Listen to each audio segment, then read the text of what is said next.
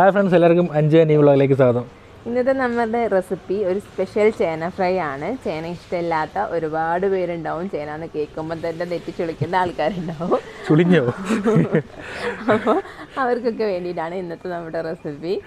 പക്ഷേ വെറൈറ്റി ആയിരുന്നു കേട്ടോ. ആദ്യമായിട്ട് ഇങ്ങനത്തെ ഒരു സംഭവം കഴിക്കുന്നത്. ഇവിടെ ചേനക്കറി വെച്ച് കഴിഞ്ഞാൽ അയ്യേ ഇന്നും ചേനയാണോ എന്ന് ചോദിക്കുന്ന ആളാണ്. അപ്പോൾ ഒരു ഓംലേറ്റ് കൂടെ ചേനേൻ്റെ. അപ്പം ഇതൊരു വെറൈറ്റി സാധനമാണ്, എല്ലാവരും ട്രൈ ചെയ്യണം. എന്തായാലും ഒന്ന് ട്രൈ ചെയ്ത് നോക്കണം. ഇത് അടിപൊളി സാധനം. ഒരുപാട് കുട്ടികളുണ്ടാവും ചേന ഇഷ്ടമില്ലാത്തവർ. അപ്പോൾ അമ്മമാർ ഇനി ചേന മേടിക്കുമ്പോൾ ഇങ്ങനെ ട്രൈ ചെയ്ത് നോക്കുക. അപ്പോൾ നമ്മളെ കുട്ടികളെ മുഴുവൻ ഇരുന്ന് കഴിക്കും. അതെനിക്ക് 100% ഉറപ്പാണ്.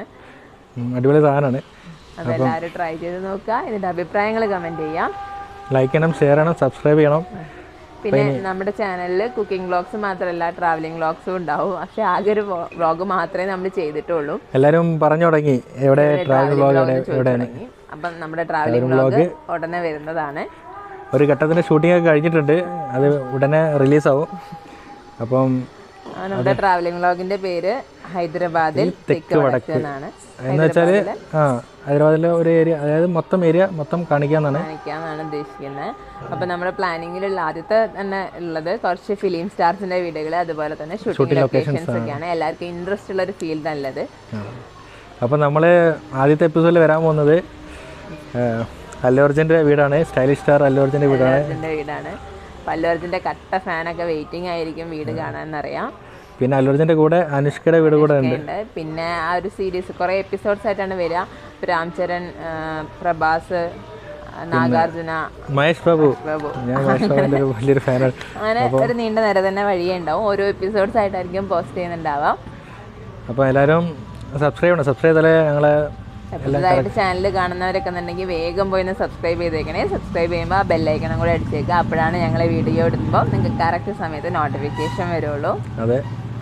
അപ്പം ചേന അപ്പോൾ നമ്മുടെ ചേന ഫ്രൈ ഉണ്ടാക്കും നോക്കാം.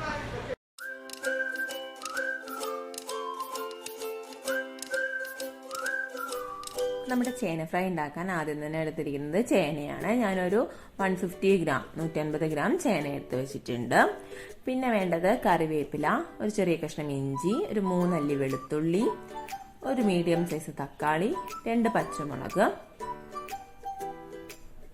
ഉപ്പ്, മഞ്ഞൾപ്പൊടി, ഗരം മസാല, ഒരു മീഡിയം സൈസ് സവാള നീളത്തിലരിഞ്ഞത്, കടുക്, മുളക് പൊടി. ഇത്രയാണ് നമുക്ക് വേണ്ടത്.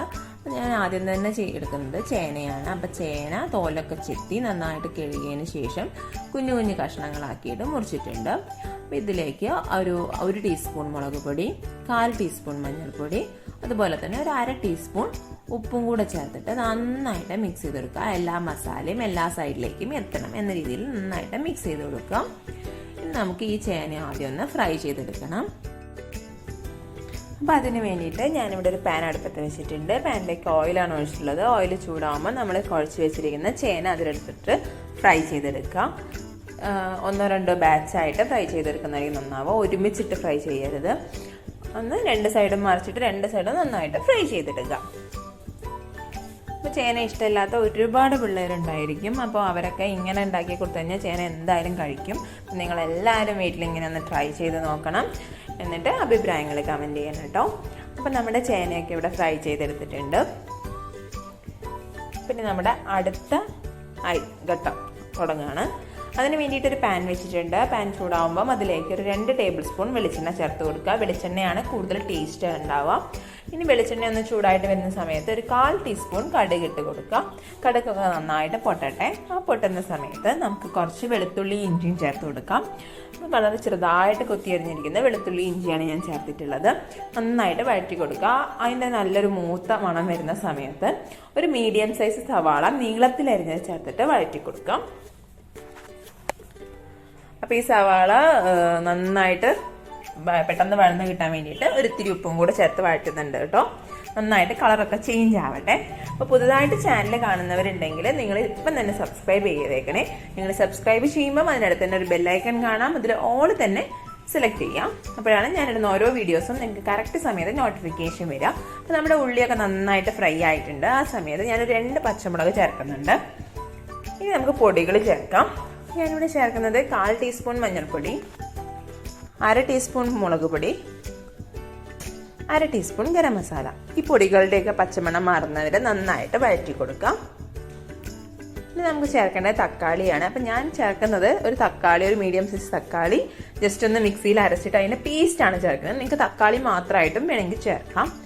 ഇതൊക്കെ നന്നായിട്ട് മിക്സ് ചെയ്തതിന് ശേഷം നമ്മൾ ഫ്രൈ ചെയ്ത് വെച്ചിരിക്കുന്ന ചേന ഇതിൽ ചേർത്തിട്ട് നന്നായിട്ട് മിക്സ് ചെയ്തെടുക്കുക. തക്കാളിയുടെ പുളി മസാലയൊക്കെ എല്ലാ സൈഡിലും എത്തുന്ന രീതിയിൽ മിക്സ് ചെയ്തെടുക്കാം. അപ്പോൾ നമ്മുടെ ടേസ്റ്റി ആയിട്ടുള്ള ചേന ഫ്രൈ ഇവിടെ റെഡിയാണ്. അവസാനം ഞാൻ കുറച്ച് കറിവേപ്പില കൂടി ചേർക്കുന്നുണ്ട്. കറിവേപ്പിലയുടെ ഫ്ലേവറും കൂടെ വരുമ്പോൾ ഒന്നുകൂടെ ടേസ്റ്റ് കൂടും. അപ്പോൾ നമ്മുടെ സ്പെഷ്യൽ ചേന ഫ്രൈ എല്ലാവർക്കും ഇഷ്ടമായെന്ന് വിചാരിക്കുന്നു. എല്ലാവരും ട്രൈ ചെയ്ത് നോക്കാം. അഭിപ്രായങ്ങൾ കമൻറ്റ് ചെയ്യാം. വീഡിയോ ഇഷ്ടമായ ലൈക്ക് ചെയ്യാനും ഷെയർ ചെയ്യാനും മറക്കരുത്. അപ്പോൾ പുതുതായിട്ട് ചാനൽ കാണുന്നവർ സബ്സ്ക്രൈബ് ചെയ്തേക്കണേ. Thank you.